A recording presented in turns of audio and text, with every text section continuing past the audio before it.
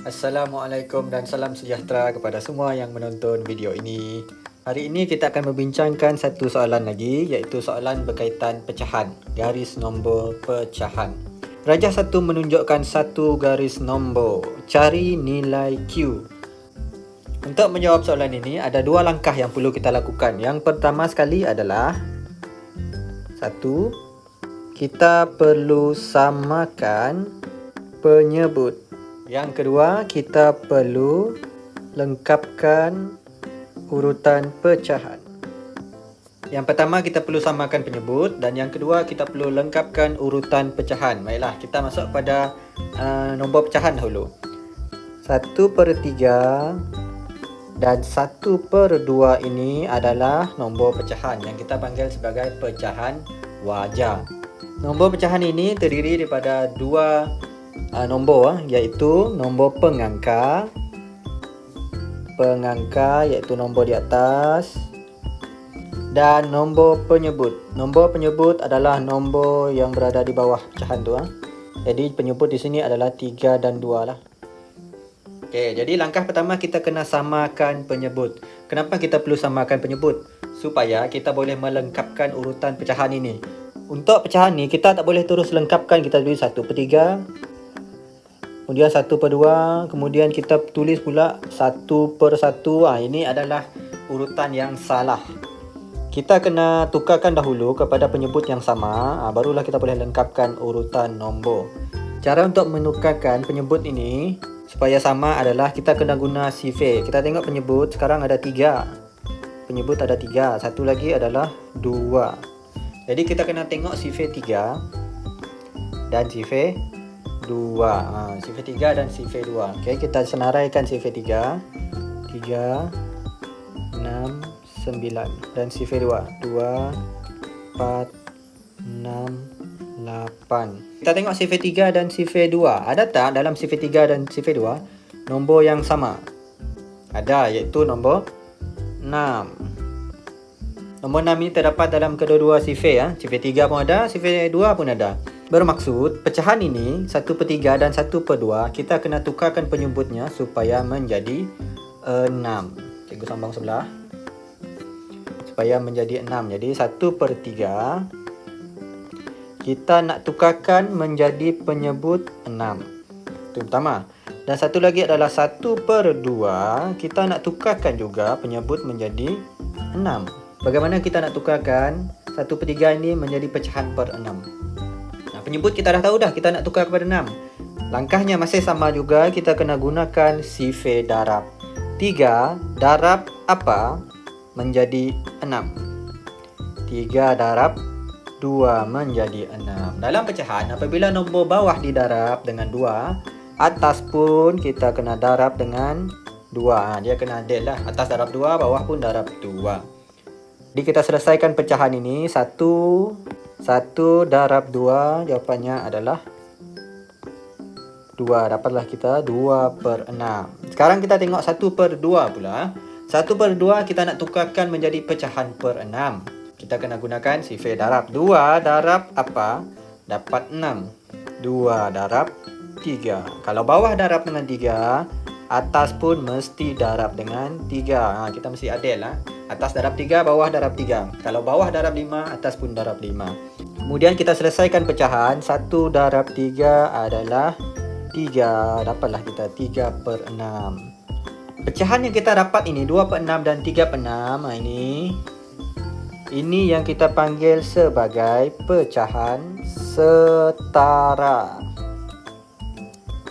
Pecahan setara untuk 1/3 adalah 2/6. Pecahan setara untuk 1/2 adalah 3/6. Apabila kita dah samakan penyebut pecahan, kita tulis semula di dalam garis nombor. Kita tulis di sini. Okay, tengok laser cikgu ni. Kita tulis di sini. 1/3 kita tulis sama dengan 2/6. 1/2 sama dengan 3/6. Okey, bila kita dah tulis, anda boleh tengok urutan dia. 2/6, 3/6. Kemudian seterusnya 2, 3, mestilah 4. 4 apa? 4/6. 6. Kita terus tulis sampai hujung. 4 per 6. Sambung balik. 5 per 6. Selepas 5 adalah 6. 6 per 6. Apa 6 per 6? Kenapa nombor atas sama dengan nombor bawah? Apa maksudnya? Okey, untuk 6 per 6, apa maksud 6 per 6? 6 per 6 dia macam ni ya. Cikgu lukis satu gambar. 6 per 6. Ada berapa bahagian? Kita tengok penyebut. Penyebut nombor di bawah 6. Okey, jadi ada 6 bahagian. Cikgu lukis 6 kotak. Sekarang kita nak buat 6 per 6. Kita nak buat 6 per 6. Bagaimana kita nak jadikan pecahan 6 per 6? Kita kena tengok pengangka. Pengangka ada 6, bermaksud kita kena lorekkan 6 lah. 1, 2, 3, 4, 5, 6. Kalau kita tengok di sini, semua bahagian berlorek. Ada 6 potongan kek. Anda telah makan 6 bahagian. Apa maksudnya? Maksudnya anda telah makan 1 biji kek yang telah dibeli ni. Ini semua lah 1 biji kek dah habis anda makan. Tak ada tinggal lagi dah. Jadi boleh kita simpul di sini bahawa 6 per 6 sama dengan 1. Sebab apa 1? Kan 1 biji tadi anda telah makan semua. 6 per 6 sama dengan 1 biji. 1 penuh. Jadi kita boleh tulis 6 per 6 sebagai 1. Nombor bulat. 1. Okey, kita sambung lagi. Kita sambung apa nombor pecahan di sebelah ni. Garis nombor ni. Kita ulang semula. 1. Tadi dah ada 1 kan. 1. Okey, balik kepada pecahan dia. Pecahan asal. Pecahan dia penyebut 6. 1 per 6. Kita ulang semula. Ulang semula kemudian tulis sambung. Kemudian sambung balik.